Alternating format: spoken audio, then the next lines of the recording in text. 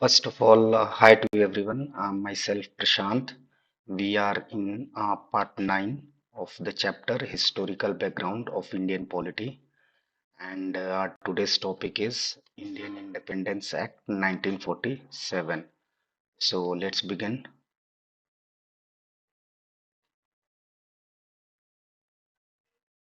So, Indian Independence Act 1947, right?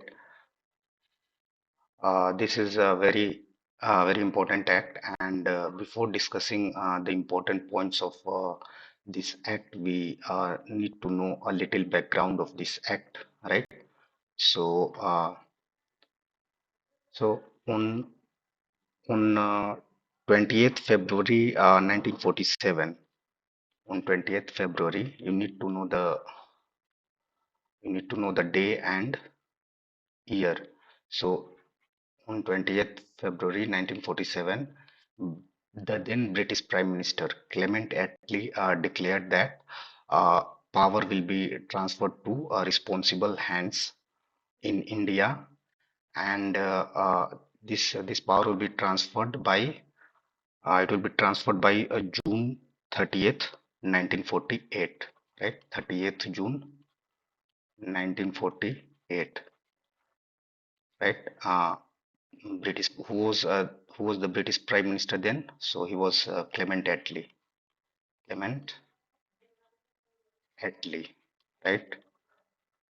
So this is something which is important. You should know.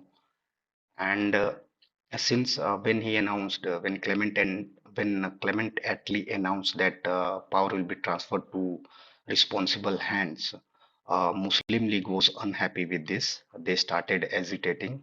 ML for Muslim League. Muslim League started agitating, and in response to the agitation, Mountbatten Plan came. Mountbatten Plan, Mountbatten Plan, or Partition Plan. Since Muslim League wanted a separate state, Pakistan.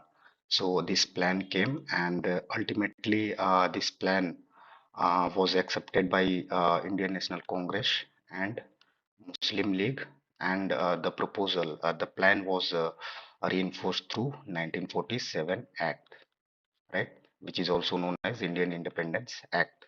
So this was important to know. Now, let's discuss the first point. First point says that this act ended British rule. It's obvious, and India became an independent and sovereign state, right? So it's clear. This act secondly provided for partition of India. Here you need to know that Pakistan was into two part. Pakistan was into two part. First was Western Pakistan and Eastern Pakistan. So Western Pakistan is today's Pakistan, and Eastern Pakistan was uh, today Bangladesh, right? Today's Bangladesh, Eastern Pakistan, Bangladesh, right? So Pakistan got formed through this act, and third point says that through this act there was abolition of Secretary of State for India. So through which act Secretary of State for India came? So it was you need to know that. So it was Government of India Act 1858, right? You need to know the act. Now, let's move to the next slide. I think I have covered all the important points here.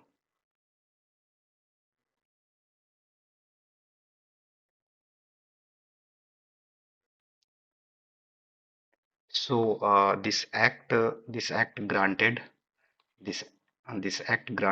freedom to Indian princely states either to join India or Pakistan or remain independent. And this act also deprived British monarch to veto bills or to reserve bills. Veto bills means give assent to the bill, right? So this is what fifth point says. Now, sixth point. Sixth point says that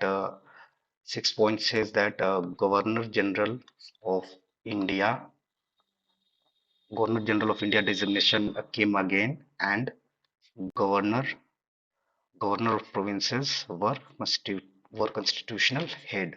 So Governor General and Governor of provinces were a constitutional head. Here you need to know. I will take you all to the background of this designation, Governor General of Bengal. Right. So we know. One second. Yeah. We know that through 1773 Act, which is regulating act, uh, Governor of Bengal, Governor of Bengal designation changed to Governor General of Bengal. Governor, Governor General of Bengal, right? And who was the first Governor General? One second. And who was the first? And who was the first Governor General of Bengal? So Lord Warren Hastings. Lord Warren Hastings. Warren Hastings, right? So through Regulating Act of 1773, Governor of Bengal designation changed to Governor General of Bengal. And who was the first Governor General of Bengal? So he was Lord Warren Hastings. Now, through Charter Act of 1833, Charter Act of 1833, this Governor General of Bengal designation changed to Governor General of India. Remember, Governor General of India. Right. So you need to know that through which act first time Governor General of India designation came into being. So it was Charter Act of 1833. Right. So this you need to know, and through Government of India Act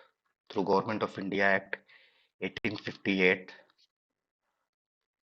through Government of India Act 1858, this Governor General of India designation again changed to Viceroy of India. Viceroy of India, right? And here we are seeing through this 1947 Act, this Indian Independence Act 1947 Act, this Viceroy of India designation changed to what? It changed to again Governor General of India, right? Governor General of India, right? Governor General of India. So you need to know, and who was the first Governor General of India? So he was Lord William Bentinck, Lord William Bentinck, Lord William Bentinck, right? And who was the first Viceroy of India? So he was Lord Canning, Lord Canning,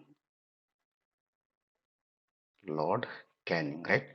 And through this 1947 Act, who became first Governor General of India? So the person was Lord Mountbatten, Lord Mountbatten, Mountbatten, right?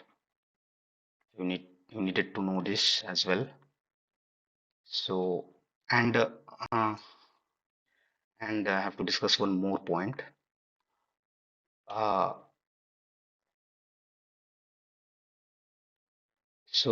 Here it says that this act provided for partition of India, right? So this act provided for partition of India. So two states were to be formed. One was India, and the other was Pakistan. So each of these states, each of these states, had to have a Governor General of India, Governor General of India, right? Governor General of India.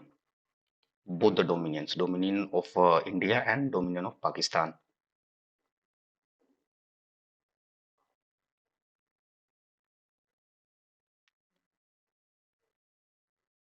Now we have covered the sixth point. Now seventh point says that this act dropped title of Emperor of India from royal title. So Emperor of India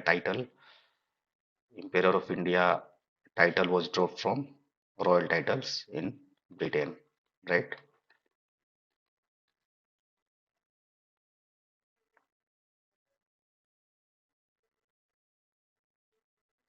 Uh, I think I've covered all the important points on which a number of times questions have been asked in UPSC and other state PCS or state Public Service Commission examinations.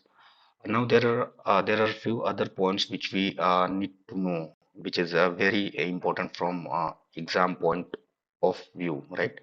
So, uh, firstly, we need to know about interim government, government of 1946. So, this interim government of 1946 had various portfolios like one second, like like external affairs, external affairs, Commonwealth relations, Commonwealth relations, Commonwealth relations. Then there was another portfolio which was home information and broadcasting, home information and broadcasting. Then there was this food and agriculture food and agriculture portfolio, right? Food and agriculture portfolio, right? So these were portfolio in interim government 1946, and there were other portfolios as well.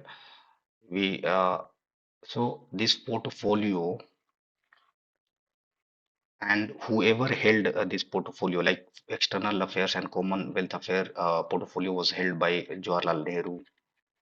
Then this home information and broadcasting portfolio was held by Vallabhbhai Patel, Vallabhbhai Patel, Vallabhbhai Patel, right? And this food and agriculture portfolio was held by Rajendra Prasad, Dr. Rajendra Prasad. So, though Rajendra Prasad, though these people held this portfolio, but they were all member of Viceroy's Executive Council only. Viceroy's Executive Council, right? Executive Council, right? They were not independent. They were part of Viceroy's Executive Council. So you need to know questions can be asked, right?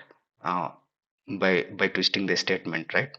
So you needed to know, and so this is about interim government, right? Interim government, or when government was interim. So this was interim cabinet. Now, first cabinet of Free India, first cabinet of Free India, first cabinet of Free India, Free India, first cabinet of Free India. So here also the external affair minister and prime minister was Jawaharlal Nehru, right? Here also home and home information and broadcasting portfolio was held by Sardar Vallabhbhai Patel only. Sardar Vallabhbhai Patel, Vallabhbhai Patel, Vallabhbhai Patel only, and this food and agriculture portfolio was held by Dr. Rajendra Prasad only. Dr. Rajendra Prasad only. Rajendra Prasad only. So I highlighted this portfolio and who held, since questions can be asked in examination, right? So these three portfolio during interim government as well as during first cabinet of Free India. So these portfolios were held by the same person, right? Jawaharlal Nehru, here also external affair minister, Commonwealth relation, Home Information and Broadcasting Minister Sardar Vallabhbhai Patel. He was also there in first cabinet of Free India, and food and agriculture portfolio was held by Rajendra Prasad during interim government as well as during first cabinet of Free India. So you need to know this these three portion and their portfolio. Now here additionally we also need to know that who was the law who was holding a law portfolio. So The person was Bhimrao Ambedkar, right? And this is of Free India, right? First cabinet of Free India, and the Labor portfolio was held by Jagjeevan Ram, right? In interim government as well, Labor portfolio was held by Jagjeevan Ram only. Jagjeevan Ram, right? So this is something which is very important to know from exam point of view, right? So I think I have covered all the important points, right? And additionally, you also need to know that through Indian Independence Act 1947, immediately who was given this Governor General of India position. So he was Lord Mountbatten, right? Lord Mountbatten, Lord Mountbatten. Though I have discussed it earlier, I have to I have to I have to again highlight it. And who was the first Indian after independence or after this after Lord Mountbatten to hold the position of Governor General of India. So the person was C. Raja Gopalachari. C. Raja Gopalachari, right? So after 1947, after 1947, first Indian, right? First Indian to hold the position of Governor General of India was C. Raja Gopalachari, and first Britishers or first person to hold the Governor General of India position after 1947 Act was Lord Mountbatten. Lord Mountbatten. So just to interrelate, I again brought Lord Mountbatten here for better understanding. We have better understanding when we interrelate or we correlate things, right? So this is it, I guess. And here our chapter historical background is concluded, and thank you for giving your time, right? Historical background concluded here. Historical background of Indian Constitution is concluded. Is concluded here. So thank you everyone. Thank you for giving your precious time. I hope you really enjoyed and learned something from this video. I bifurcated the various act of this chapter for better understanding, since uh, this historical background chapter is very important, and almost every year questions are directly picked from the points of these acts. That is why I bifurcated, so that you have clear cut, you have clear distinction of the points of the acts, so that there is no confusion, right? So that was my approach to divide it into many parts. So thank you again. Thank you so much for your time.